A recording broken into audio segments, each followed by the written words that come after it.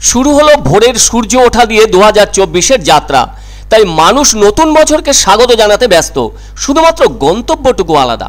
ফলে এদিন সকাল থেকেই ভিড় লক্ষ্য করা গেল আলিপুর চিড়িয়াখানায়। হবে নাই বা কেন, আজ যে চিড়িয়াখানারও জন্মদিন, মানে প্রতিষ্ঠা দিবস।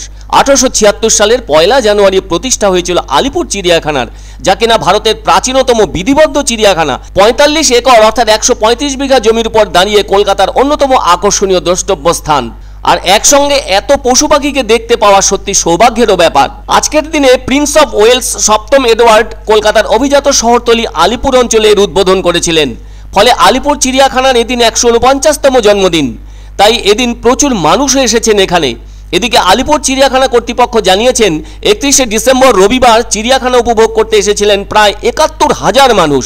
ফলে যা ভিড় এদিন, তাতে গতদিনের হিসেবকেও ছাড়িয়ে যেতে পারে।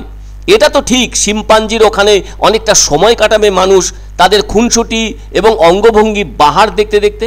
আর কম তো বড় নয়, সে কারণে পুরো চত্বরটা ঘুরে দেখতেও প্রচুর সময় লাগে। ছোটরা তো দারুণ মজার জায়গা পেয়েছে এই চিড়িয়াখানা, ফলে সকাল থেকে ভিড় বাড়ছে এখানে।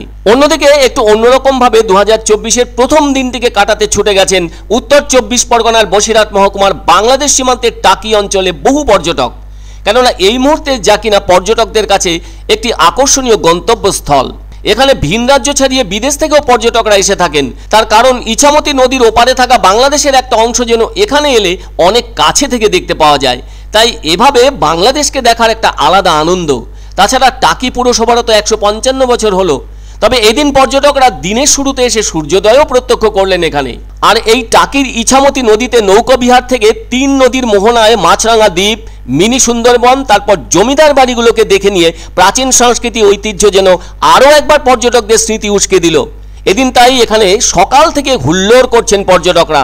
নাচ গান সহ নানা ধরনের খুনসুটি চলছে তাদের উপস্থিত জমাটি আড্ডায়। তাছাড়া নদীর ওপার থেকে বাংলাদেশের ছবি মোবাইল ক্যামেরা বন্দি করছেন ভ্রমণ পিপাসুরা।